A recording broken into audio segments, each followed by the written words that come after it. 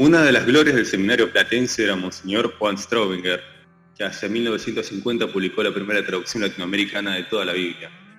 Él enseñaba exégesis en los cursos teológicos, pero también nos daba clases de griego bíblico a los estudiantes de filosofía, de manera que lo tuve como profesor en el año 1951, y allí fue donde me interesé en el campo bíblico. Hola a todos, bienvenidos a un nuevo video de Reporte Católico. Les habla Vincenzo Rutiliano Díaz. El día de hoy vamos a estar hablando sobre la traducción de la Biblia en Argentina. En este caso vamos a comparar la Biblia de Monseñor Juan Straubinger con la Biblia Libro del Pueblo de Dios, que es la que se utiliza actualmente en los leccionarios de Argentina y los demás países del Cono Sur. Hoy estoy con un amigo que se llama Dylan. Hola, buenas gente. Entonces Dylan nos va a estar acompañando para hacer una especie de reseña histórica sobre la Biblia en Argentina y también para mostrarles qué ha cambiado con respecto a estas traducciones y cómo ha avanzado el campo bíblico en Hispanoamérica. Así que vamos a empezar con una reseña histórica, Dylan. Con el descubrimiento de América, los misioneros españoles trajeron a América la Biblia Vulgata, la versión latina que se usaba en las lecturas de la misa, con la cual los sacerdotes explicaban la buena noticia a los fieles tanto europeos como indígenas. En el siglo XVI se tradujo el catecismo a los idiomas quechua y aymara para los indígenas del Virreinato de Perú, y la región de Charcas, actual Bolivia, pasó junto con las regiones más al sur al Virreinato del Río de la Plata. En la región del río Paraná se asentaron las misiones de los jesuitas a los indígenas guaraníes. La traducción de las lecturas del misal al castellano de Ambrosio Montesino fue de gran popularidad hasta 1612. A medida que crecían las ciudades, surgió la necesidad de crear seminarios y universidades donde se estudiaban las Sagradas Escrituras, en la lengua de los cultos, el latín.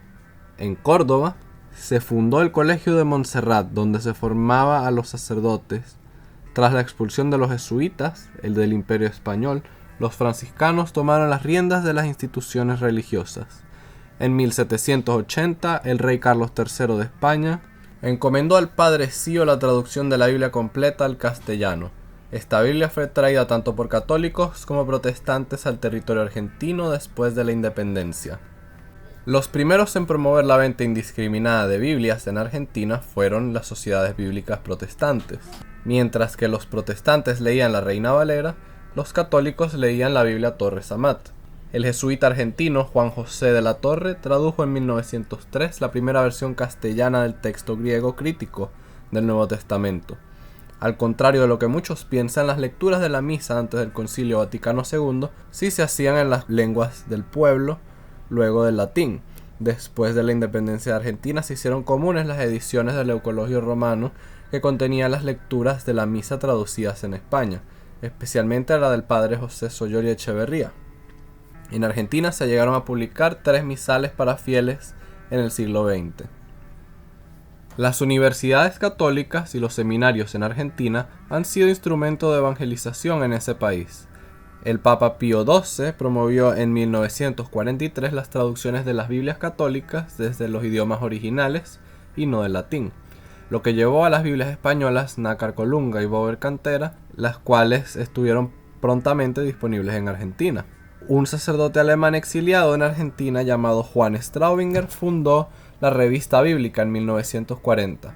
Él tradujo la Biblia desde los idiomas originales junto al entonces joven sacerdote argentino Juan Carlos Ruta, en un largo proceso desde 1944 hasta 1951, en la que fue publicada como la Biblia Platense, conocida así por ser publicada por la Universidad de La Plata. Uno de los estudiantes de griego bíblico de Monseñor Juan Straubinger fue Armando Leborati, quien, después del Concilio Vaticano II, tradujo la Biblia junto al padre Alfredo Truso y la publicaron como el Libro del Pueblo de Dios. Esta es una conferencia que Leborati dio sobre la tercera edición del Libro del Pueblo de Dios, que fue ya una versión más de estudio, más revisada que ellos hicieron y presentaron en 2015.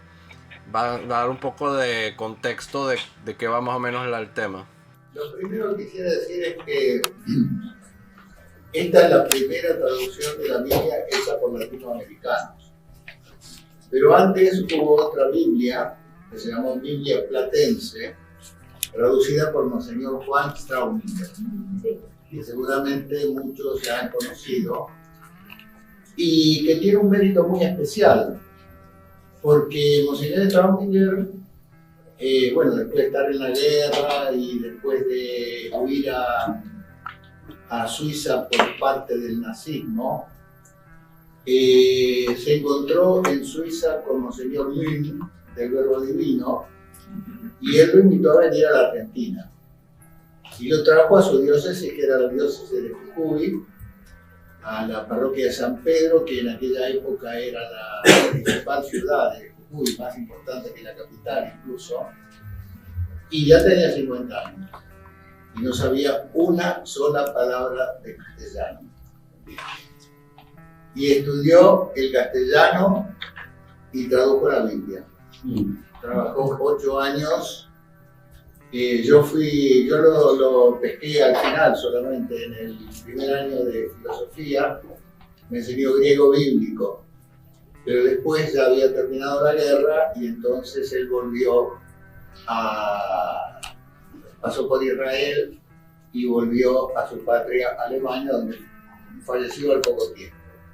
Creo que merece ser recordado y merece ser homenajeado porque también él hizo una gran obra, a pesar de que en la actualidad esa Biblia ya nos resulta un poco anticuada, un poco por el uso del lenguaje un poco español, y después las notas también son muy fundamentalistas en general.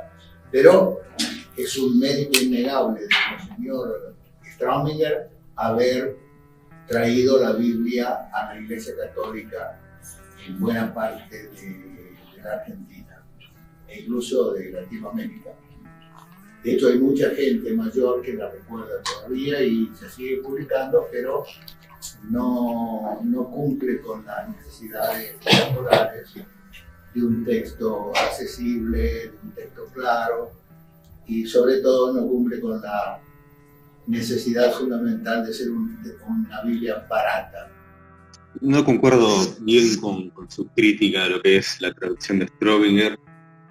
O sea, me resulta chocante, sinceramente, que le recrimine que no sirva hoy esa Biblia por tener comentarios muy fundamentalistas, porque me parece que los comentarios de la Biblia Straubinger son una de las mejores cosas que tiene esa traducción, porque la verdad son invaluables, que explican un montón la Sagrada Escritura a la luz de la tradición, y no me parece que sea criticable por ese lado.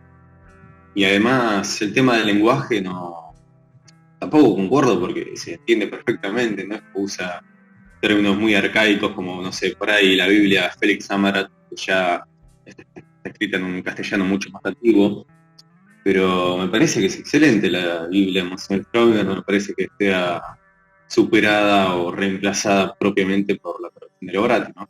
Igual tampoco la puedo jugar demasiado porque no la leí en profundidad, pero hasta donde leí no sé, no me parece muy loable la traducción, me parece que es más ortodoxa, más apropiada la traducción de Monseñor Straubinger.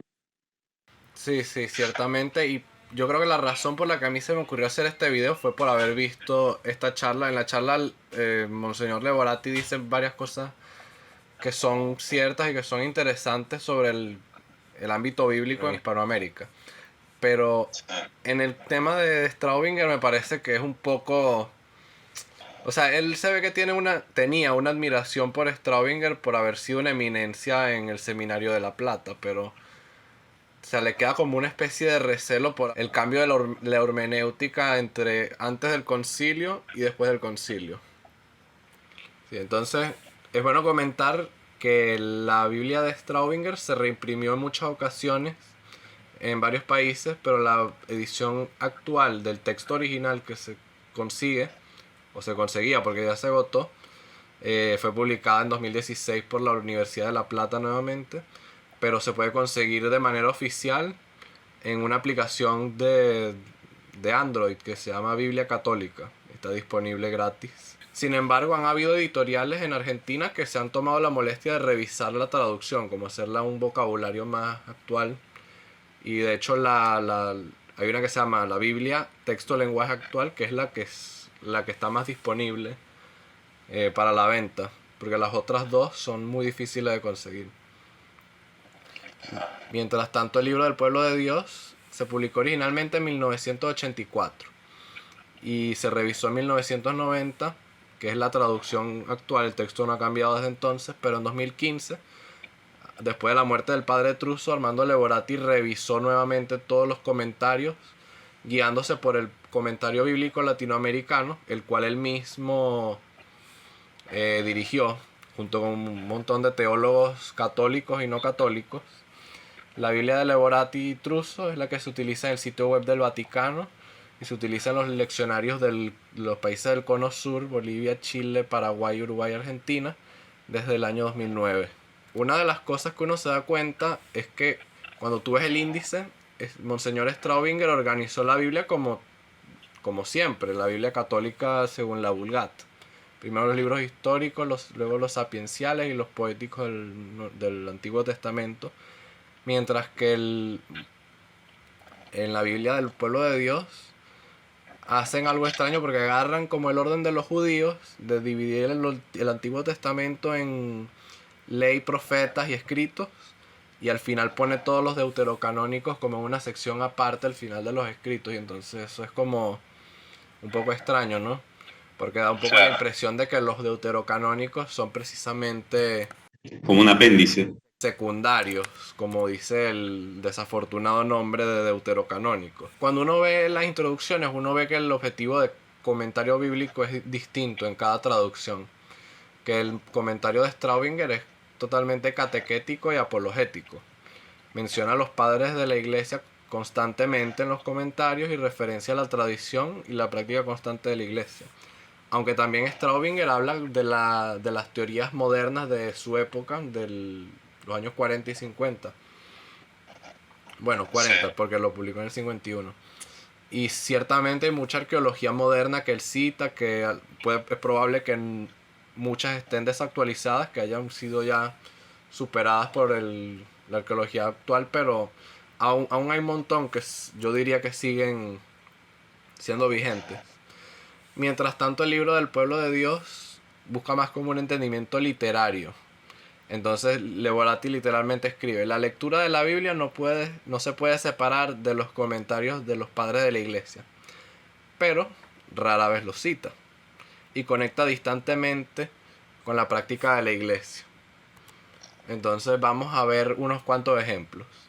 En la Biblia de Straubinger, uno ve que Straubinger dice: admitiendo sin embargo la posibilidad de que Moisés haya servido de fuentes existentes y la otra de que el Pentateuco en discurso de los siglos haya experimentado ciertas variaciones, como por ejemplo adiciones accidentales después de la muerte de Moisés, ora hechas por un autor inspirado, ora introducida al texto a modo de glosas y comentarios, sustitución de palabras y formaciones arcaicas, variantes debidas a los copistas, etc. Entonces, Monseñor Juan Straubinger defiende la idea de que Moisés es el autor primario del Pentateuco, de los 5 libros de la ley, pero admite que las variaciones y dificultades textuales tienen una explicación, como dice aquí, por cosas que podrían ser de otra manera, ¿no? Que no sabemos realmente la razón. Pero Levorati abraza directamente la idea de que es o sea, él menciona la autoría mosaica, pero dice que las tradiciones se remontan al tiempo de Moisés antes o se fueron transmitiendo oralmente y fijado por escrito. Entonces no pone a Moisés como un autor primario. Después dice que prácticamente que es como la recolección de relatos históricos que fueron recopilados en templos de diferentes santuarios religiosos y que eventualmente se recopilaron en lo que conocemos hoy como el Pentateuco. Es decir, habla de las tradiciones yavista, eloísta, sacerdotal y deuteronómica. Es decir, la hipótesis documental. La hipótesis documental, la teoría de Julio Wellhausen. Mientras tanto, Straubinger la critica porque dice: las fechas que los críticos asignan a diversos autores por ellos inventados se basan únicamente en suposiciones. Según ellos, en las historias del texto del Pentateuco no hubo solo inafinidad en elaboraciones y refundiciones y redacciones, sino que también invenciones a sabiendas, retoques, correcciones y adiciones tendenciosas, interpolación, falsificaciones literarias y piadosos embustes del género más sospechoso. Entonces, mientras que Straubinger admite algún tipo de posibilidad de autoría mosaica, sea que fue Moisés que combinó algunas fuentes o que a lo mejor después de Moisés se modificaron parte del texto por distintos motivos, ya Leborati abraza totalmente la teoría moderna. Y muchos autores católicos tratan de reconciliar la teoría moderna de una especie de evolucionismo del texto con la doctrina católica o con la historicidad del Antiguo Testamento, porque los católicos creemos que Adán y Eva fueron personas reales, ¿verdad? Entonces, ¿cómo darle credibilidad a una tradición oral que no es que no la pueda tener, pero suena mucho más difícil de entenderlo de esa manera? Y por eso es que el mismo Julio Wellhausen, que es el que inventó esta teoría en la forma actual, dijo en su carta de renuncia a la Universidad de Greifswald: me hice teólogo porque me interesaba el tratamiento científico de la Biblia. Solo gradualmente llegué a comprender que un profesor de teología también tiene la tarea práctica de preparar a los estudiantes para el servicio de la Iglesia protestante, y que no soy adecuado para esta tarea práctica, sino que a pesar de todas las precauciones de mi parte, hago que mis oyentes no sean aptos para este oficio. Desde entonces mi cátedra de teología pesa mucho en mi conciencia. ¿Qué conclusiones sacarías tú de esto, Dylan? No comprendí bien la carta de renuncia. Él era un pastor protestante que él inventó esta teoría sobre el Pentateuco. Entonces, él tenía la tarea de predicarles a los estudiantes para que ellos pudieran esparcir la fe protestante, ¿verdad? Pero entonces él se dio cuenta de que cuando él explica la Biblia desde su punto de vista científico, la gente, como en sus propias palabras, hago que mis oyentes no sean aptos para su oficio. Eso quiere, ¿qué se está refiriendo? Se está refiriendo a que los pastores que él estaba formando estaban perdiendo la fe. Claro. Y es lógico, porque es sumamente dificultoso subordinar y a la vez armonizar la verdad eterna que viene de las escrituras y de la tradición, que por ahí en un protestante no pesa tanto, pero sin duda estoy convencido de que un protestante debe creer que los libros sagrados fueron escritos por autores sagrados, como Moisés, como los apóstoles. Eh, es insostenible desde esta óptica biblicista protestante tratar de armonizarlo con la idea de que la Biblia es una elaboración evolucionista a través de diversas tradiciones, a través de distintos relatos que fueron artificialmente amalgamados, o sea, va directamente contra la idea de que fue revelación divina, y es consecuente que fracase, que haya fracasado de hecho, en su cátedra en la misión de formar alumnos que sean defensores del protestantismo, de la sola escritura, de este culto a la escritura, que es tan famoso entre los luteranos, y que no puede nunca convivir con esta idea de una Biblia que no fue compilada por inspiración divina, sino que fue una mezcla accidental de diferentes fuentes. O sea, es lógico lo que le pasa. Sí, es que yo creo que lo más demoledor es que el mismo creador de la forma actual de la teoría, él mismo se dio cuenta de las consecuencias de esa teoría. Entonces, ¿por qué? Porque hay tanto esmero en algunos círculos de la Academia Católica en tratar de abrazar estas teorías de afuera de la iglesia, si vemos realmente que los resultados fuera de la iglesia son devastadores. La iglesia protestante en Alemania es la que ha llevado a la iglesia católica en Alemania en la dirección que está yendo. Entonces no es sorprendente. Claro. Y por eso es que el mismo Straubinger él agarra su idiosincrasia alemana, él reconoce los problemas de su época y él todos los comentarios que él está poniendo en su Biblia no es solamente respuesta a curiosidades que un estudiante argentino pueda tener, sino ciertamente respondiendo a los problemas que tenía allá en Europa. Entonces continúo rápidamente para no tardar tanto sobre el tema de la historicidad. Straubinger le preocupa bastante la historicidad de la Biblia porque por supuesto que nosotros la llamamos historia sagrada o historia de la salvación. Entonces él no solamente te da lo que él piensa que es lo más probable, sino que él te da varios puntos de vista históricos. Por ejemplo, él te da las dos teorías que existían en esa época de en qué momento histórico ocurrió el éxodo. Te da la época temprana y la época tardía, que en la actualidad de hecho los egiptólogos que admiten todavía el éxodo se decantan por la teoría tardía, la cual Leborati menciona pero no le da como mucha importancia. Dice que un dato que nos orienta sobre la época en la que el texto atribuye los hechos narrados. O sea, Leborati no niega la historicidad del éxodo, pero Leborati da a entender que el texto está diciéndote algo sin necesidad de él mismo ponerse en los hombros la responsabilidad de esa afirmación. ¿Sí me explico? Sí. Sí.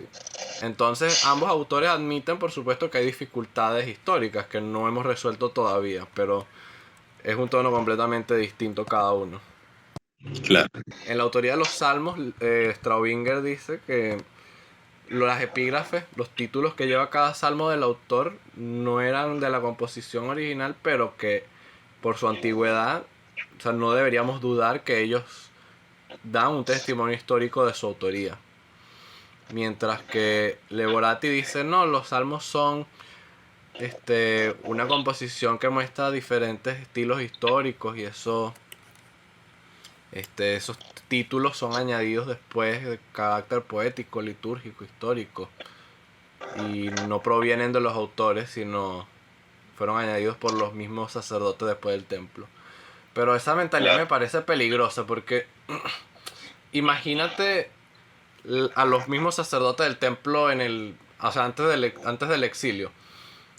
Ellos creían o no creían que ellos estaban adorando al Dios verdadero. Porque si no creían que estaban adorando al Dios verdadero y que todo era un teatro y se estaban simplemente inventando poemas y cosas, ¿cómo verían ellos a Isaías, que estaba viendo literalmente visiones de Dios? Lo habrían visto como un loco si esta historia fuera verdad. Sí. Entonces, por estas teorías, a mí me parece que mucha gente pierde la fe. Y entonces, Y sí, es una interpretación un poco peligrosa por supuesto que para sí. la escritura. Por supuesto. Y entonces, en la autoría de los evangelios sinópticos, Straubinger agarra la teoría tradicional que San Agustín explica. Mateo escribió el evangelio según Mateo, Marcos el de según San Marcos y Lucas el de según San Lucas, antes de que Pablo fuera liberado de su arresto domiciliario. Mientras tanto, Leborati agarra la teoría moderna de que pudo haber como de que Marcos fue el primer evangelio por ser el más corto y de que fue alrededor del año 70 porque fue por la guerra judía, y entonces eso es una teoría secular que se basa en que como Jesucristo predice la destrucción del templo, quiere decir que los evangelios se escribieron después de la destrucción del templo. Niega el carácter profético de lo que las palabras de Jesucristo y tratan de acomodarla a una óptica más secular, donde Jesucristo claramente no hubiese podido predecir la caída del templo y por eso los evangelios tienen que ser posteriores.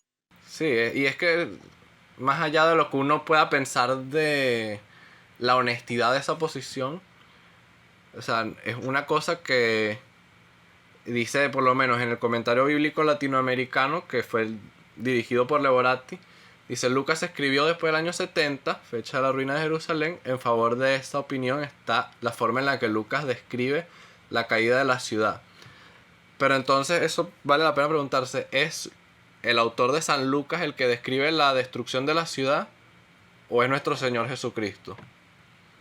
Claro, da a entender que Lucas está inventando en base a las cosas que está viendo, o sea, no está refiriendo a las palabras puntuales. Le está metiendo palabras en la boca de nuestro Señor. O sea, esa es la perspectiva que nos está diciendo este comentario bíblico que supuestamente es hecho por eruditos católicos. Claro, es inaceptable. Eso es una posición que es una posición atea, que no ve la posibilidad de milagros, que no ve la posibilidad de profecía. Exactamente.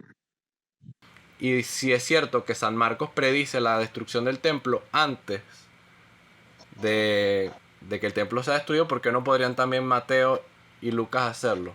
Según esa misma teoría secular. Es una contradicción.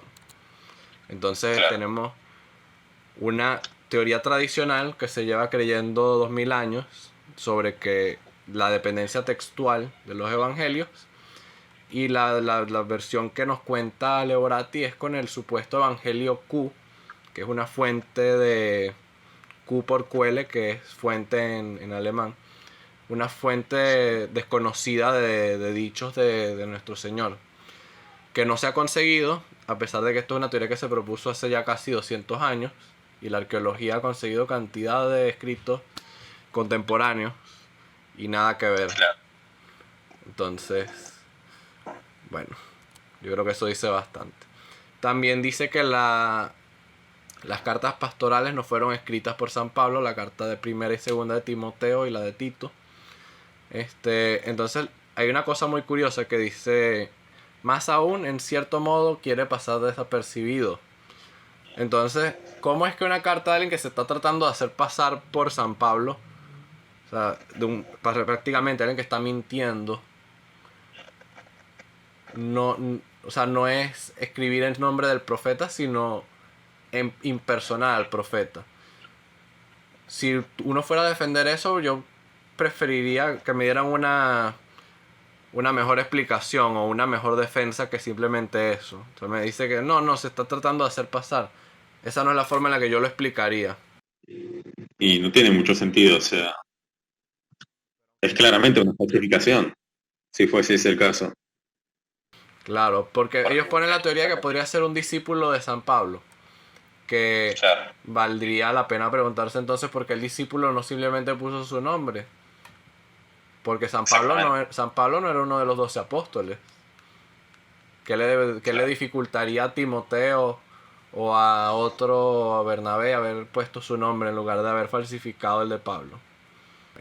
Y por supuesto la carta de los Hebreos es uno de los pocos sitios de introducciones que Leoratti cita a los padres de la iglesia. Bueno, aunque a Orígenes de Alejandría no se le puede llamar realmente padre, sino teólogo. Dice, los pensamientos son de Pablo, pero las frases y la redacción es de otra persona. Únicamente Dios sabe quién escribió esta carta, en referencia a la carta de los Hebreos. Pero yo creo que eso habla por sí solo, ¿no crees? ¿O tienes algo que comentar al respecto? No, realmente no. De hecho, aducir la autoridad exegética de Origen me parece pésima, de un hombre que ni siquiera puede percibir la doctrina de la Trinidad en las Sagradas Escrituras y que incluso creía que Satanás iba a ser reconciliado con Dios eventualmente. No me parece autoridad de la tradición, para nada. Bueno, ciertamente estoy muy de acuerdo con eso. Ahora te pregunto, cuando tú ves esta foto, primera página del Génesis en la Biblia de Straubinger y la primera página de Génesis en la Libro del Pueblo de Dios, ¿cuál es la primera diferencia que te das cuenta? Y el comentario es larguísimo, el de Strauss. En Straubinger ves que tiene 3 versículos o 2 y todo ese montón de comentarios. Y por supuesto, Leoratti tiene una buena cantidad de comentarios en su versión de 2015, en esa edición, pero no tiene nada que ver, ¿no? Aquí lo muestro. Dos versículos contra 14 versículos. Y es más o menos algo así parecido. Entonces, vamos a comparar ya de llano las traducciones. En el fondo vas a ver los comentarios de Straubinger y los comentarios tanto de la versión de 2015 como la del 1990 de Leoratti Trus, del Libro del Pueblo de Dios. Porque hay veces que comentarios que no habían antes, que fueron añadidos después, y ya comentarios que fueron quitados incluso. Entonces está bueno comparar eso, porque hay algunos interesantes que hay algunos que te van a sorprender. Entonces, se ve que Levorati sí aprendió de Straubinger, porque los dos traducen parecido la mayoría de las veces. O sea, Straubinger sí tuvo una gran influencia en Levorati en su método de traducción. Ellos cambian un poco en que Straubinger traduce equivalencia formal. Él se preocupa por mantener el orden de las palabras. Y Claro. aquí el hebreo tú lo puedes ver, se lee de derecha a izquierda. Puse como un interlineal ahí. Entonces, en el Génesis 2 vemos ya como cada quien traduce. Curiosamente, Levorati traduce parecido a la Vulgata aquí, inanis et vacua, informe y vacío. Me parece a mí que es por familiaridad, porque es como una visión más práctica, que eso es algo que se nota mucho en la Biblia de Levorati, que él trata de hacer el lenguaje como muy actual, como muy sencillo, mientras que Straubinger trata de hacerlo bastante abstracto, sí, pero tratar de mantener el significado original. Claro, tal cual. Entonces, Levorati traduce la palabra ruach como soplo de Dios, mientras que Straubinger se mantiene con espíritu de Dios en el Génesis 2. Entonces parece que según el contexto Levorati prefirió mantener la palabra soplo, mientras que Straubinger prefirió poner la doctrina de la Trinidad como se ha entendido tradicionalmente, como por ejemplo en la Vulgata. Entonces, incluso en el comentario se nota porque Levorati menciona, en este pasaje puede entenderse de varias maneras y te las explica. Pero Straubinger te dice de una vez, es la Trinidad, no lo pienses tanto. Claro. Es más directo. Sí, sí. En el Génesis 1.3, ves que aquí Levorati añade la palabra que haya luz, para que eso muestre simplemente que él está tratando nuevamente de hacer más actual el lenguaje. No es que esté distorsionando nada, pero está usando la misma metodología en cierto sentido. Pero una cosa que sí cambia es que Levorati hace igual que en la Vulgata, que hace que él trata de armonizar el relato segundo de la creación, poniendo fue el origen del cielo y la tierra cuando fueron creados.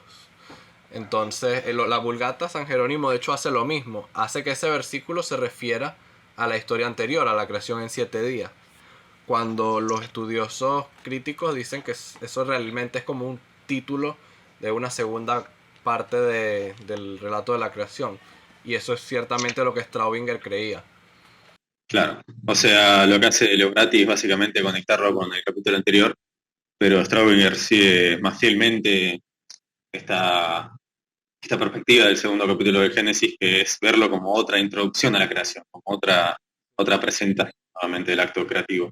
Sí, y eso es una especie de debate que hay en el ámbito bíblico. O sea, son dos maneras distintas de entenderlo, porque realmente entenderlo como que es el mismo relato es lo más tradicional, vamos a decirlo, porque San Jerónimo lo entendió así, y por eso en ese sentido Levorati respeta eso, pero vemos que vas a ver a continuación una especie de inconsistencia que vas a ver más adelante con respecto a eso, porque Straubinger se apega mucho a su metodología todo el tiempo, pero Levorati tiene esa inconsistencia. Ahora te muestro el nombre de Dios. Ves que Straubinger usa Yahvé, igual que la Biblia Nácar Colunga, mientras que la palabra de Yahvé no la va a usar Levorati porque usa Señor, porque justamente, no sé si será casualidad o porque la directriz litúrgica le decía así, porque en la liturgia no se debe utilizar el nombre de Yahvé. Eso lo aclaró el Papa Benedicto, pero me parece importante mencionarlo. Vemos aquí en el griego de la Septuaginta que dice Theos, no dice Kyrios Theos. Eso muestra que hay una variación del nombre divino. ¿Y sabes qué significa eso para la teoría documental? Sí, que viene de la fuente yahwista, ¿no? Que sería... Pero fíjate que la Septuaginta es anterior al texto hebreo que tenemos en la actualidad. Eso quiere decir que un texto más antiguo, esto no era un texto yavista, esto era un texto eloísta. Eso quiere decir que esa teoría no funciona.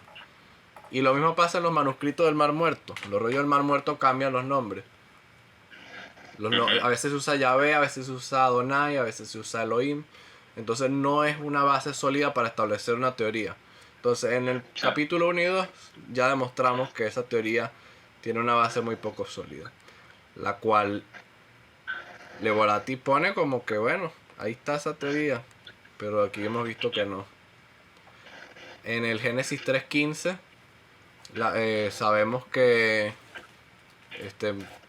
está esta glosa de la Vulgata del ella te aplastará la cabeza, refiriéndose a la mujer, mientras que el masorético pone él te aplastará la cabeza, refiriéndose al Mesías.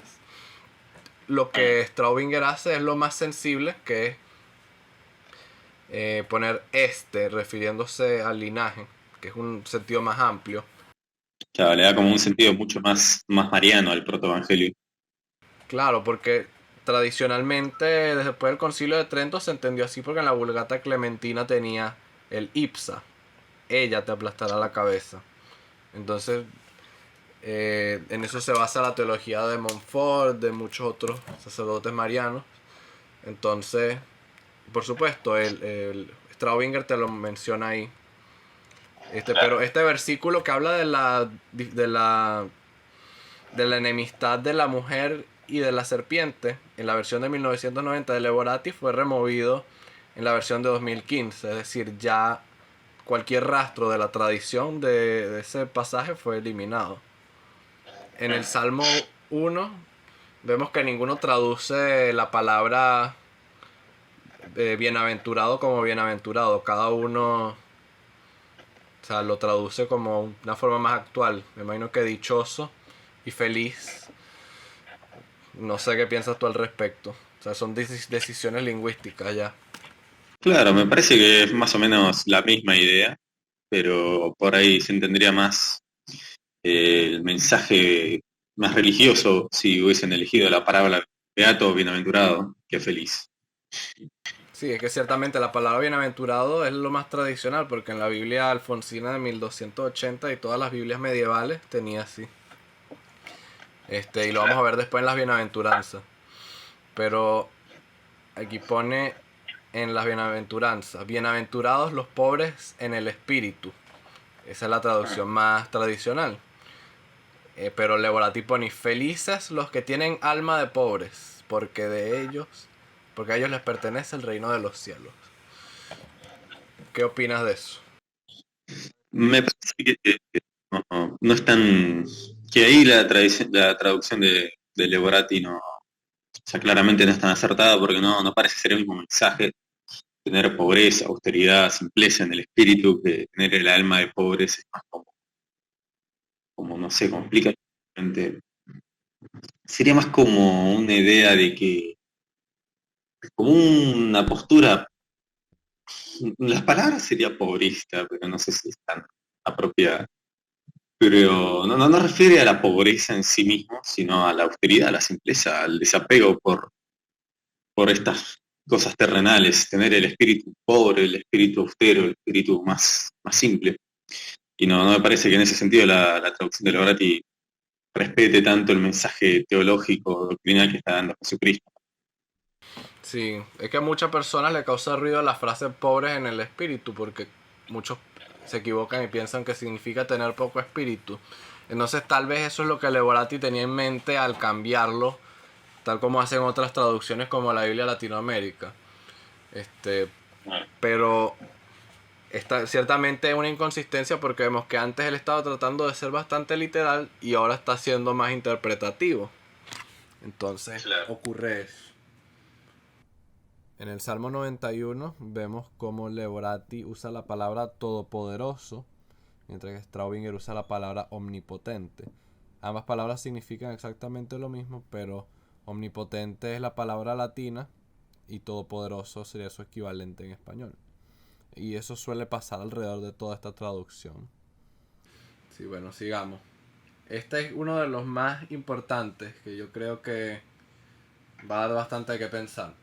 Yo me imagino que tú sabes que en las Biblias hebreas ellos traducen la palabra alma, que es la que Isaías usa, que nosotros interpretamos como virgen, ellos la traducen como la joven, ¿verdad? Y eso es justamente lo que hace Levorati.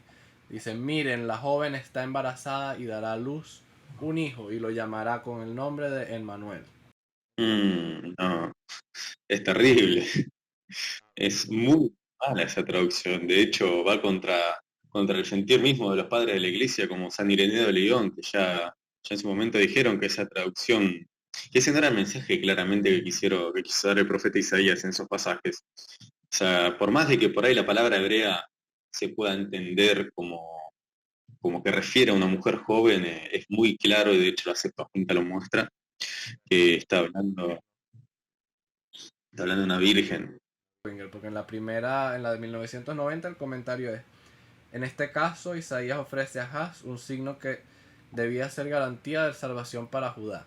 El rey rechazará el ofrecimiento porque no está dispuesto a cambiar sus planes. Entonces el profeta le anuncia un signo que incluye a la vez la salvación y el castigo. Por un lado, el príncipe nacido de la dinastía davídica es garantía de que el Señor mantendrá la fidelidad prometida a David.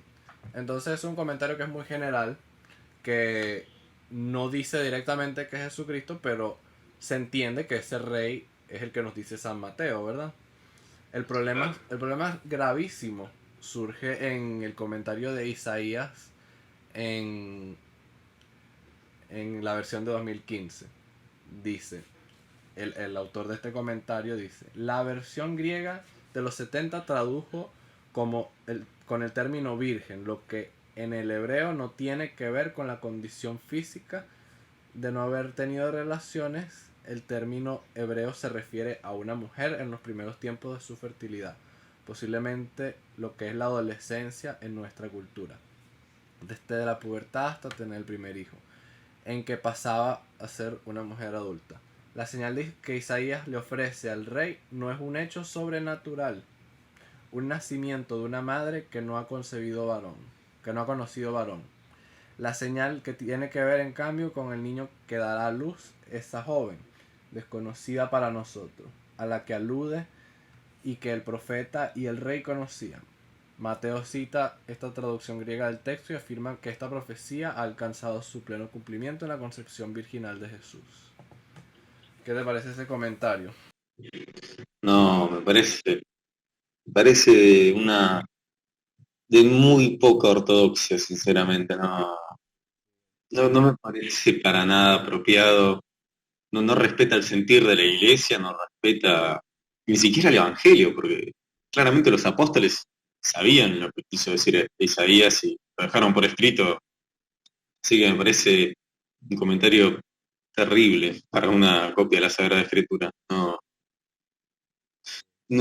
siento que es tan antimariano gratuitamente, que es clara culpa de la influencia de este protestantismo, este afán ecuménico por empalmarse con el protestantismo tan fanáticamente y gratuitamente, porque no nos beneficia en nada a nosotros como católicos, que se ponga así en duda un pasaje de clara referencia y profecía mariana. Sí, y ciertamente le atinaste, porque aquí ves que dice Levorati y Mercedes García Bachmann. Esta señora Mercedes García, ella en el comentario de 2015 de Levorati, él incluyó comentarios del proyecto anterior que él hizo de comentario bíblico latinoamericano y algunos otros colaboradores que lo ayudaron a poner todo junto, ¿no? Entonces, Mercedes García Bachmann es una pastora luterana de Argentina que ella ayudó a hacer el comentario de Isaías. Entonces es probable que este sea uno de los comentarios escritos por ella. Claro. No tenemos una evidencia directa, pero ciertamente es una nota que no es católica. Seguramente. La verdad es muy extraño. Es muy raro. También vemos muchas veces un cuestionamiento de la historicidad, especialmente de los libros deuterocanónicos, como pasa aquí. No sé si has escuchado alguna vez el problema de Nabucodonosor, el rey de los asirios, en el libro de Judith. No escuché de ningún problema. Escuché que aparece Nabucodonosor.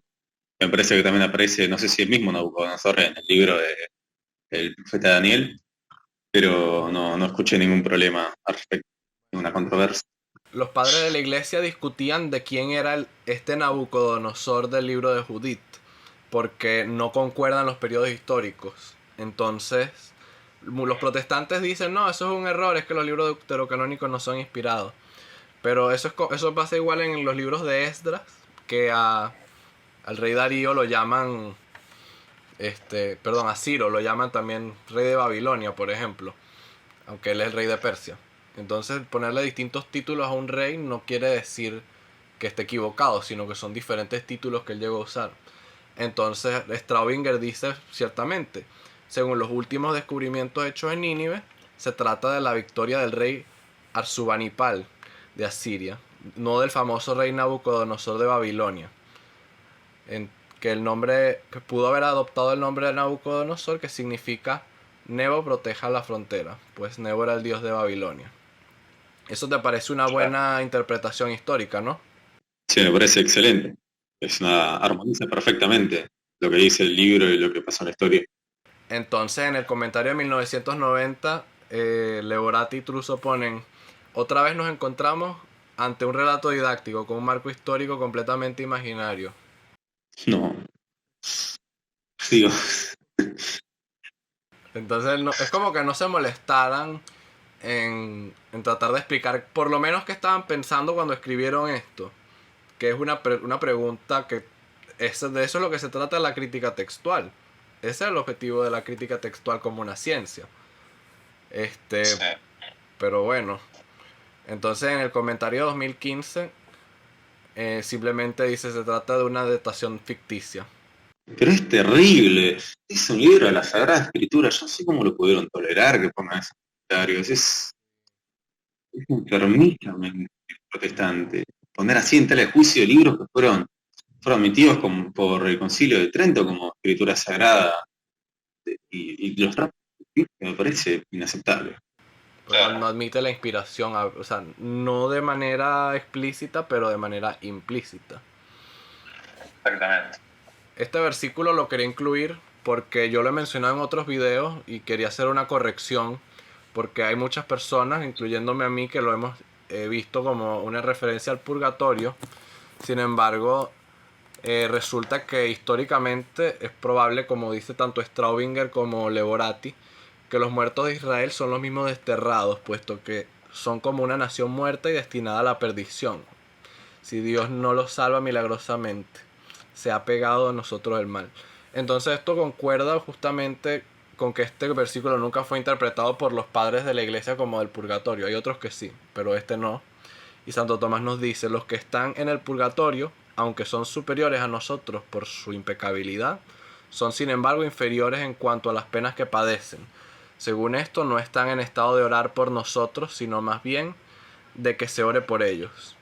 Es decir, en la condición de tanto del Seol en el Antiguo Testamento como del purgatorio en la actualidad, no están en condición de orar o de interceder.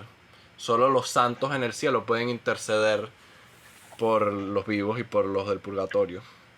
Exacto. De hecho, una de las pocas referencias, o sea, yo no, seguramente me equivoqué, pero de las pocas referencias que hay respecto al purgatorio, referencias, ¿no? En el Antiguo Testamento es el pasaje de los Macabeos, del primer libro, me parece, el segundo, cuando justamente Judas Macabeo reza por ese salmo. O sea, en un momento la escritura da a entender que puedan ser intercesores ellos mismos, por más de que sean salvos en el Señor. Claro, estamos los que estamos vivos aquí en la tierra, que intercedemos. Y en Jesucristo, los que mueren en Jesucristo viven y por eso interceden en el cielo. Claro. Entonces, con el tema del Seol, en Jonás, vemos como Straubinger mantiene siempre la palabra Seol en hebreo para distinguir el Seol del Gaena, mientras que Leborati pone abismo como la mayoría de traducciones, o ponen a veces la tumba. Pero vemos que San Jerónimo en la Vulgata pone inferi, el mundo inferior, el infierno, que da ese ese contexto sobrenatural. Pero entonces el problema que pasa es que en los comentarios pone como que es probable que esta oración haya sido añadida posteriormente al relato original. Entonces es curioso porque nuestro Señor Jesucristo dice que la señal que su generación vería sería la señal de Jonás. Y la señal de Jonás es que Jonás estaba muerto y resucitó al tercer día fuera. Dios lo sacó, lo resucitó del fondo de la tierra, del infierno. Y por eso es que dice Jonás, desde el vientre del Seol pedí auxilio. Entonces Jonás está en el infierno, dentro de la ballena físicamente, pero en ese sentido... Claro, su alma está alejada de Dios. Exactamente, está alejado de Dios. Pero entonces cuando nuestro Señor dice que Él va a tener la señal de Jonás, se refiere a eso, que Él va a morir y va a resucitar. Entonces, si nuestro Señor Jesucristo está citando a Jonás, que Él pasó esta experiencia, y entonces ¿por qué nos van a decir a nosotros no? Que es probable que esta oración no la haya dicho Jonás. Entonces, ¿qué es la cosa, pues? No tiene ninguna es imposible defenderlo cristianamente, esa interpretación. Porque sería sostener que Jesucristo, o sea, no conocía, siendo el Dios, no conocía a los profetas que él mismo envió y se dejó engañar por adiciones que pusieron los hombres en libros sagrados. O sea. Y es irónico también que la interpretación que da del mismo versículo, en la versión de 2015, este mosaico de diversos salmos es probable una pieza preexistente intercalada al relato.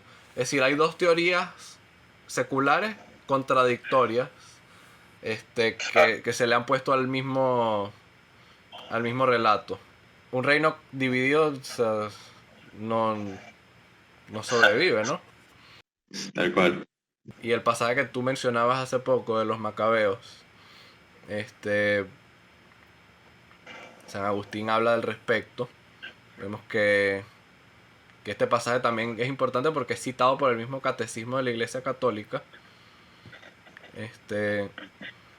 Leborati pone: animado por su fe en la resurrección, Judas Macabeo mandó ofrecer un sacrificio por los soldados que habían muerto por Dios y por su patria, pero que también habían quebrantado la ley al retener como botín los objetos consagrados a los ídolos. Por tanto, el Macabeo creía en su estado de purificación personal después de la muerte, que permitiría a los soldados muertos resucitar al último día.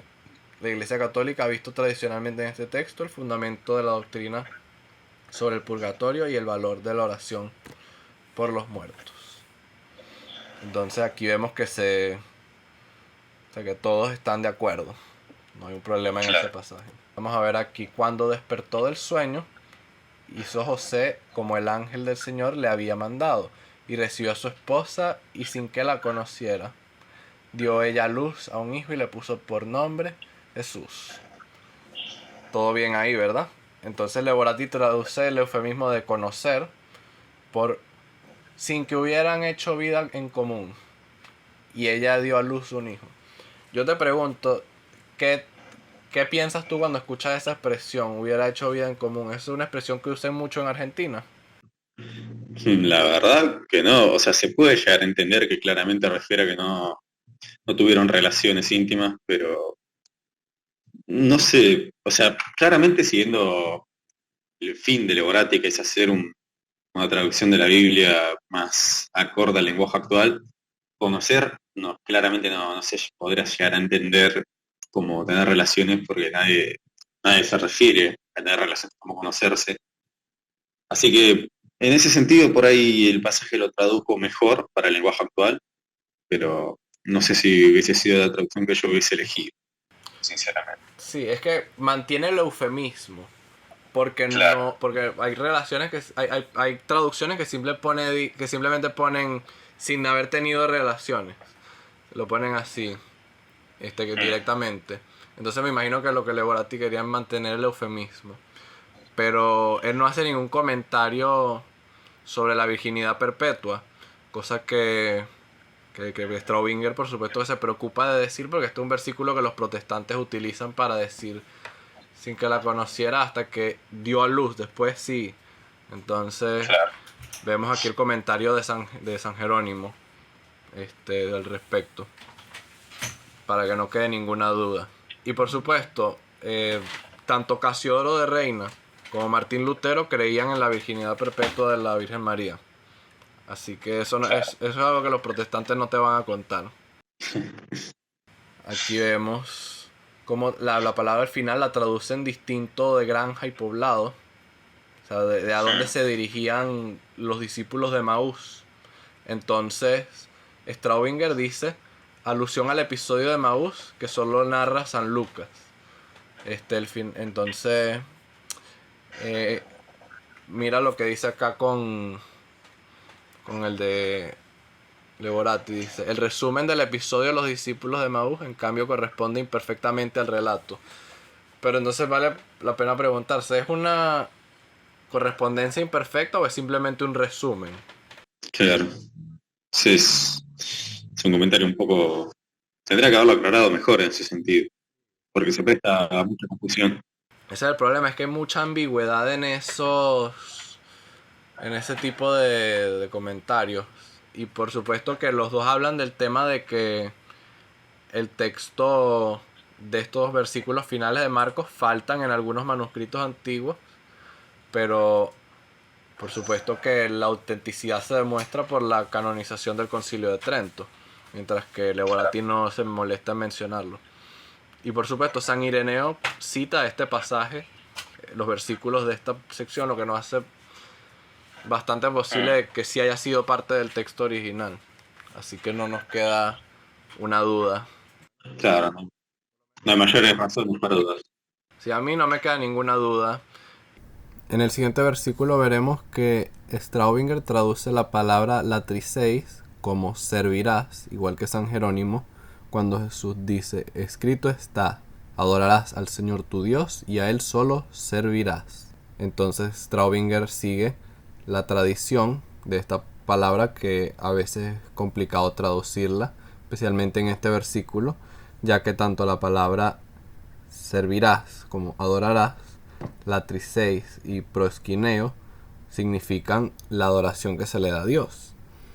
Entonces tienen que utilizar dos palabras distintas para el mismo significado.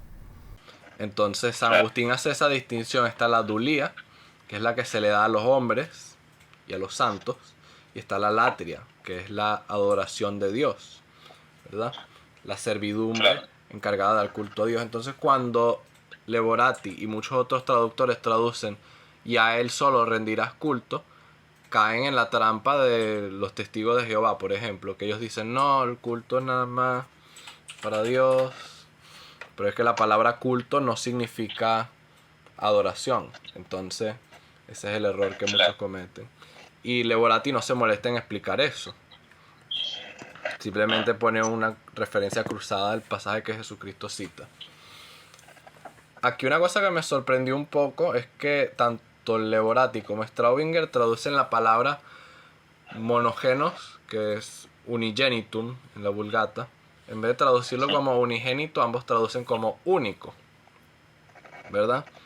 Claro, pero igual es más o menos el mismo concepto. En ese sentido, no está tan alejada de la traducción. Sí, pero la unicidad de Jesucristo como hijo de Dios se puede malentender, porque nosotros somos hijos de Dios por adopción, pero Jesucristo es unigenitum, el único nacido. Claro, el único engendrado por el Padre. Entonces el griego y el latín y otras traducciones lo ponen unigénito y se entiende. Entonces vemos aquí en lo que está puesto en verde, uno pone, porque así amó Dios al mundo, en este versículo, hasta dar a su Hijo único para que todo aquel que cree en Él no se pierda, sino que tenga vida eterna. Esto siempre ha sido como un tema difícil traducir esa frase, porque es como de esta manera o de tal manera amó Dios al mundo. Entonces, como la palabra, como esto muchas veces se ha traducido por tanto, como de por tal manera amó Dios al mundo, muchos lo han malinterpretado en muchos idiomas para decir, sí, Dios amó tanto al mundo, que mantiene más o menos el mensaje parecido, pero no es literalmente. Pero, ¿qué opinas tú? Yo conozco las traducciones en inglés, por ejemplo, Y es siempre la idea es que, porque amó Dios tanto al mundo, que bueno, entregó a su Hijo unigénito al pasaje. O sea, siempre es más o menos la misma idea, y de hecho en el pasaje, en la traducción de Lograti no se aleja tanto de la traducción de Straubinger, y en otros temas es siempre parecida, así que no me parece en este punto al menos muy criticable la traducción de Lograti. Estoy de acuerdo, ciertamente. Lo único que me quita el sueño es que haya puesto el sí. No sé de dónde lo sacó. Sí, eso sí que es extraño, eso no lo vi en otras Biblias, sinceramente. Es muy enfático. Sí. Claro. Bueno, entonces, aquí el del que te estaba diciendo hace poco. Entonces los escribas y los fariseos llevaron a una mujer sorprendida en adulterio y poniéndola en medio. Y ahí continúa. Claro. Pone Straubinger. Sobre la pericopa, véase Lucas 21:38. Y la nota. Entonces yo busqué en la nota de ese otro versículo y dice: algunos manuscritos traen aquí la pericopa, el perdón de la adúltera, que según observan algunos, por su estilo y por su asunto, pertenecía más bien al Evangelio de la Misericordia. Es decir, Straubinger pensaba que la posibilidad de que se haya transferido una historia del Evangelio de Lucas al Evangelio de Juan, y que eso explique la divergencia de manuscritos. Y eso es justamente lo mismo que Leborati pensaba. Se ve que Leborati sacó esa idea de Straubinger. El problema que yo veo personalmente con ambos es que San Agustín explica por qué falta en algunos códices esa historia. Te voy a leer el principio, dice: pero la sensibilidad de los gentiles se crispa ante esto, con respecto al perdón. Y algunos de poca fe, o mejor dicho, enemigos de la verdadera fe, temiendo, según creo, que se conceda a sus mujeres la impunidad del pecar, arrancaron de sus códices aquella escena en que el Señor perdonó a una adúltera. Entonces, vemos aquí que San Agustín no está pensando en nada de teorías críticas ni de historiadores ni nada, sino que está haciendo una referencia puntual a algo que los herejes hacen: cambiar los códices. Le echa la culpa a los copistas que por ahí tenían malas intenciones y prefirieron omitir este pasaje. Exacto, pero San Agustín está hablando de esto del punto de vista pastoral, porque San Agustín es obispo en África. Y entonces él nos comenta esto casualmente sobre que hay gente que está cambiando y quitando esta historia. Entonces, sabiendo esto, ¿qué te inclinarías tú más a creer? Lo que San Agustín describe que ocurrió en su tiempo en el que él vivía, que él atestiguó de que había gente quitando esta historia por malas intenciones, o la teoría moderna, historia de otro libro que se terminó pasando el Evangelio de Juan. ¿Qué te parece más verosímil? Yo sinceramente estoy del lado del doctor de la Gracia, y me parece que es mucho más creíble que los copistas hayan cometido un error en ese sentido que proponer, no sé, alguna especie de transpolación o adición, adulteración al Evangelio que escribió el apóstol Juan, ¿no? Claro, y es que ese es el problema que muchos teóricos modernos tienen, que en lugar de buscar una explicación basándose en el testimonio de los que vivieron en esa época, se inventan una cosa según sus prejuicios y sus propias idiosincrasias, ¿no? Claro. Y eso es algo de lo que somos víctimas todos, y ese es el problema de la libre interpretación. Por eso siempre hay que ir a los padres. Exactamente. Entonces, puse este pasaje porque nos muestra un poco sobre cómo traducir liberalmente nos puede romper algunas veces el estudio bíblico, porque cuando Jesucristo dice yo soy, retrocedieron y cayeron en tierra. Entonces esto nos recuerda al pasaje del Antiguo Testamento cuando Dios revela su nombre a Moisés: yo soy. Claro. Pero como Leborati simplemente ve esto como una referencia me están buscando, soy yo. No tiene mucho sentido, claro. Se pierde esa intertextualidad posiblemente porque Leborati no conocía esa dependencia, tal vez, o no le dio importancia. Es alguna de las dos. Esto es una cosa que no tiene mucha relevancia, pero habla por lo menos de la vestidura de Pedro cuando Jesucristo se les aparece por la costa cuando está pescando. Entonces la palabra literalmente de cómo estaba vestido es desnudo. Que se ciñó la túnica porque estaba desnudo, pero entonces Leborati lo pone, se ciñó la túnica que era lo único que llevaba puesto. Cambia un poco el sentido. A ninguno de los dos les importó lo suficiente como para comentar este versículo, por lo inconsecuente que es. Pero Leborati cambia el sentido al opuesto. San Beda el Venerable comentaba, se dice que Pedro estaba desnudo en comparación de la demás ropa que acostumbraba usar. No es que estuviera completamente desnudo, sino que tenía poca ropa. Claro, Leborati directamente no, con su traducción no da lugar a esta interpretación, sino que no tenía nada más que eso, estaba claramente, literalmente desnudo. Sobre la coma joánica, que es una glosa de la Vulgata, Straubinger la reconoce completamente como una glosa. O sea, ya en su época eso era algo que no era un secreto o un tabú, por lo menos. Y Leborati solamente lo menciona, o sea, que la glosa dice esto en la Vulgata añade tal. Pero es posible que esta glosa ni siquiera haya sido auténtica de San Jerónimo. ¿Ah, sí? Sí. O sea, ¿qué tan tradicional es la glosa en ese sentido?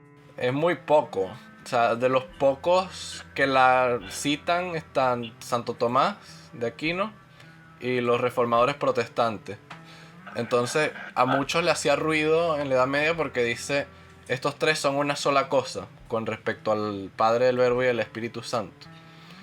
Porque decir que son una sola cosa da cabida a una sola persona o a una especie de modalismo tal vez. Santo Tomás tuvo como que reconciliar el versículo más bien con la doctrina de la Trinidad, al contrario de utilizarlo como una prueba. Por lo menos Martín Lutero lo veía como que son una sola cosa en el testimonio que ellos dan con respecto al Evangelio. O sea, no lo entendían como un pasaje trinitario ni siquiera. Claro. Así que cuando muchos protestantes fundamentalistas se agarran de este versículo, no lo quieren soltar por nada, porque como ellos creen en la sola escritura, ven que en esto es el único sitio donde dice Padre, Hijo y Espíritu Santo. Entonces sin esto ellos se mueren prácticamente, se tienen que hacer testigos de Jehová. Exactamente, no pueden sostener la Trinidad. Entonces vemos aquí en Hechos 28-31. Este es el versículo final de los libros de los Hechos.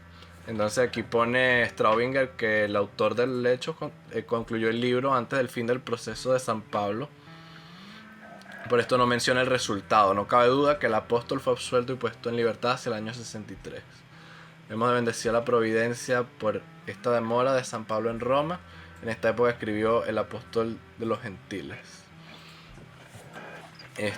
Mientras que Leborati pone con total libertad la predicación del reino de Dios en Roma, la capital del imperio, expresa simbólicamente que el evangelio había llegado a los extremos de la tierra.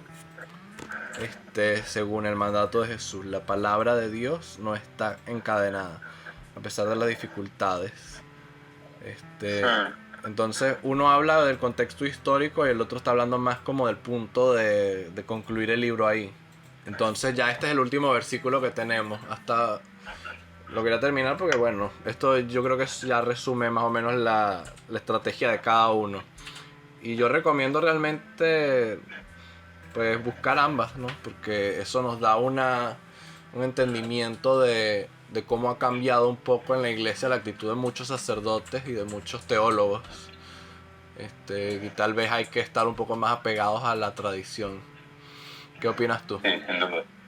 No, sin duda. Es la traducción de Leborati en un todo me parece que sintetiza muy bien muchos de los problemas, en especial en la parte de los comentarios, muchos de los problemas que perciben a la iglesia post-Concilio Vaticano. No necesariamente por los errores que haya podido tener o no, que yo no creo que haya tenido muchos, sino más que nada por esta presencia, por esta proliferación horrible de interpretaciones modernistas que tratan de aferrarse a la interpretación secular, a la interpretación protestante, a cualquier cosa menos a la tradición. O sea, me parece que por ese sentido es la prueba física, la prueba encarnada de todo lo que esta corrupción que ha invadido la teología de un montón de hombres en estos últimos tiempos, ¿no? Y que se puede contrastar bien con la ortodoxia de los hombres del pasado como Monseñor Straubinger. Sí, hay que rezar para que Dios nos mande más hombres así, más sacerdotes santos. Sin duda. Sí. Y el punto de este video no es de ninguna manera menospreciar el legado de Leborati ni de nadie, porque por supuesto que la traducción de la Biblia es una santa tarea y por supuesto que se le respeta mucho la erudición que tuvo, pero como todos los demás no estuvo libre de tropiezos como todos nosotros en nuestro camino. ¿Cuántas veces se oye la queja de que hoy en día Dios ya no habla más a los hombres? No es así. Dios nos habló últimamente en estos días por medio de su Hijo, a quien tenemos que escuchar como lo dice el mismo Padre. Amén. ¿En qué te hace pensar esa reflexión? Me parece que tiene bastante sentido, me parece que es una muy buena respuesta, porque siempre la gente se queja de, no sé, ¿por qué Dios no me habló como le habló a Moisés? ¿O por qué no lo ve directamente? Y me parece que está muy equivocada esa postura, porque Dios nos habla todo el tiempo. De hecho, la llegada de su Hijo, y que nosotros, hasta los gentiles, en cualquier parte del mundo, podemos tener acceso a Él, a su palabra escrita y al encuentro directo con Él en el Santísimo Sacramento del altar, me parece que no da lugar a pensar de que Dios no quiere hablar con nosotros, no nos aprecia o no se comunica con nosotros como por ahí se comunicaba con los hombres de antaño. Me parece que lo único que hace falta es ir y prestar el oído, ir y acercarse. Me parece que es excelente la reflexión que puso ahí Monseñor Straubinger. Ciertamente, porque así como lo dijiste tú, en las escrituras y en el altar, ahí es donde vamos a conseguir al Cordero de Dios. Y bueno, y yo pienso que eso es lo que todos necesitamos, una cucharada de Jesucristo para que nos puede ser amarga al principio, pero es lo que todos necesitamos. Sin duda. Si te ha gustado el video, no te olvides de compartirlo y suscribirte a nuestro canal. Por favor, dinos qué opinas en los comentarios y qué versículos te gustaría que revisáramos en futuros videos. Hasta un próximo encuentro con nosotros. Los saluda Vincenzo Rutigliano Díaz.